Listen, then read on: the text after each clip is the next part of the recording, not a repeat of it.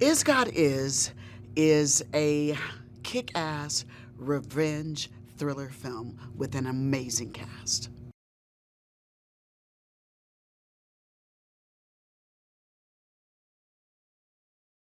When I first encountered Is God Is, it was completely mysterious to me. I've never been presented with a project that had that kind of title. So it definitely pulled me in.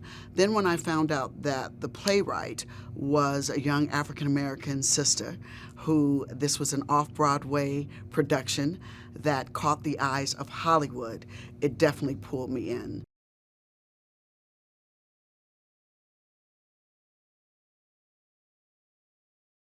Stepping into playing God for Is God Is for me was deep, to be very honest with you.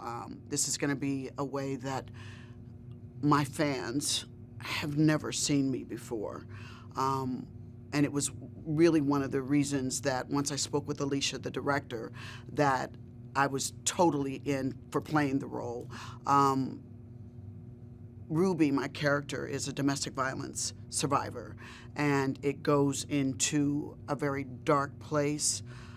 And so it just made it even more intriguing for me, especially when Alicia explained to me that I would send my girls on a revenge mission.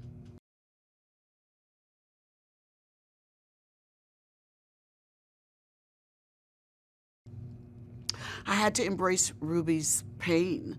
Um, I had to embrace Ruby as a woman, as a domestic survivor, as a mother, and the Black experience, because domestic violence is taboo in our culture to discuss. We always like to believe and say, "I got it, everything's good."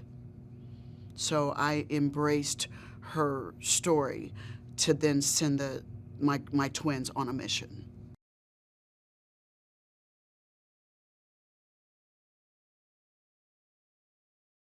When I read the moment in the script where Ruby sends the twins on their revenge mission, I thought, how cool.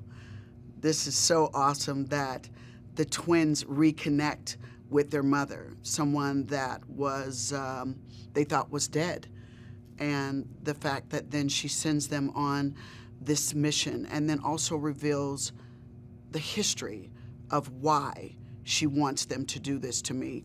I thought it was really cool. And my dialogue was really, it sets the whole tone of the film. I want you to make your daddy dead, real dead.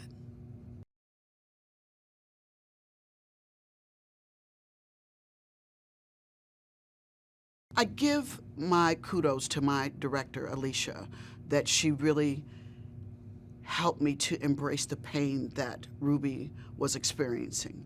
And Alicia was very specific about the way I delivered the lines, that I was tired, that there's pain, and there was also love. So it was a dynamic that at times was difficult. You know, she'd be like, "Don't forget you're tired. Slow down. It's okay to feel the pain.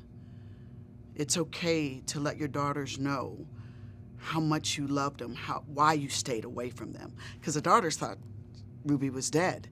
And so, like I said, Alicia really kept me in touch. Like, she would literally, in the middle of filming, go, "Cut." And she's like, "You're forgetting your pain." And so I just take my hat off to my director, Alicia. I mean, she had such a connection with this because it was a stage play before we turned it into a movie. So she's been connected to these characters. I mean, she created them. So I give hats off to my director.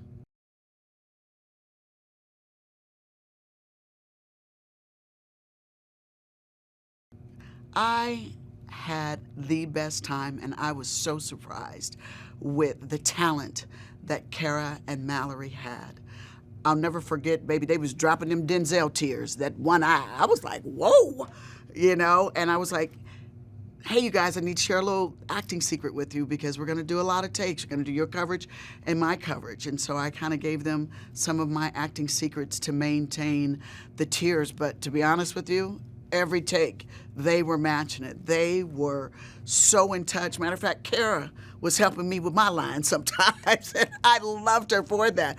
But she's been working a lot. She's been doing a lot of theater. So their experience was so refreshing, that they were so young and so talented and so ready to give 100% to these characters, from the prosthetics to the acting to just connecting, that it made the experience even more fulfilling for me.